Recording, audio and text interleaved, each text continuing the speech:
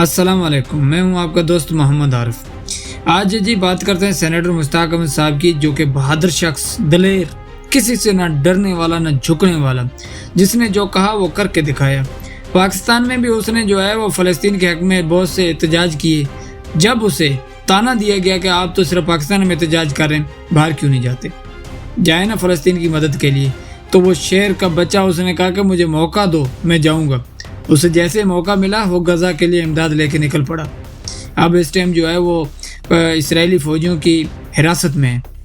مجال ہے جو پاکستان میں یہاں موجود جو کہتے ہیں کہ ہم فلسطین کے ساتھ کھڑے ہیں، فلسطین کے لیے ہم مر مٹیں گے، جو انہوں نے ایک الفاظ بھی بولا ہو، تو اس سے اندازہ ہوتا ہے کہ یہ جو پاکستان میں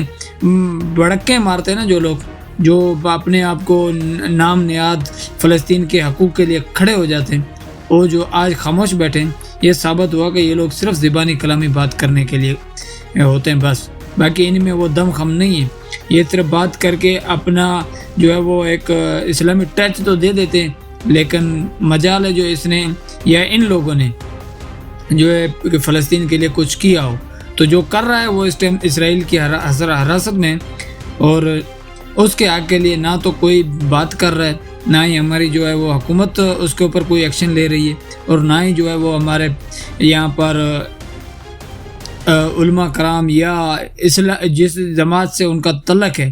یعنی کہ جماعت اسلامی سے، مجال ہے جو ان کے حافظ نعیم الرحمان نے کوئی بات کہی ہو۔ تو میں جی اپنی حکومت سے، خاص طور پہ وزیر اعظم سے اور آرمی چیف سے یہ اپیل کرتا ہوں کہ یہ ہماری غیرت کا ایک جنازہ نکل رہا ہے کہ ہمارا ایک پاکستانی شہری جو غزہ کے مسلمانوں کے لیے امداد لے کر جا رہا تھا، بنا کسی اسلحے کے، صرف کھانے پینے کی اشیاء تھیں اور ساتھ میں ادویات وغیرہ تھیں جو کہ ان کے لیے لے کر جا رہے تھے، انہیں جو ہے وہ اسرائیلی فوجیوں نے اپنے حراست میں لے لیا۔ اب یہ سوچنے کا اور لمحہ فکریہ ہے ہمارے لیے، کیا ہم اپنے ایک پاکستانی کو نہیں بچا سکتے؟ اگر یہ شہری اگر امریکی ہوتا یا کوئی دوسرے ملک یا یورپ کا ہوتا تو لگ پتہ جانا تھا اسرائیلیوں کو، وہ کیسے آتے چھوڑانے، لیکن کیونکہ یہ ایک پاکستانی ہے تو ہم پاکستانی جو ہیں کچھ نہیں کر سکتے، ورنہ کہ اسرائیل میں اتنی جرت نہیں ہوتی کہ یہ پاکستانی شہری کو اپنے قبضے میں لیتے۔ تو میں اپنی حکومت سے اور ان سے یہ اپیل کرتا ہوں کہ خدا را کچھ کریں، اس سے پہلے کہ یہ لوگ ہمارے اس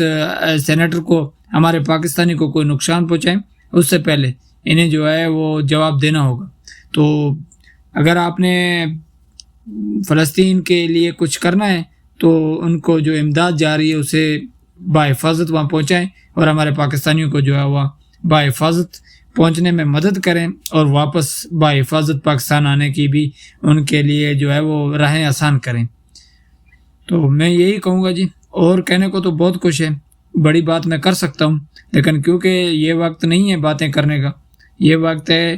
اپنے لوگوں کے ساتھ کھڑے ہونے کا، ان کے ساتھ اظہار ہمدردی کرنے کا۔ تو میں اپنے سینیٹر مشتاق احمد صاحب آپ کو سلام پیش کرتا ہوں، میرا سلوٹ ہے جی آپ کو، آپ کی تربیت کرنے والوں کو، جنہوں نے آپ جیسا بہادر دلیر بیٹا اس قوم کو دیا۔ اور آخر میں جاتے جاتے میں پھر حکومت سے یہی اپیل کروں گا کہ خدا را ہوش کے ناکل لیں۔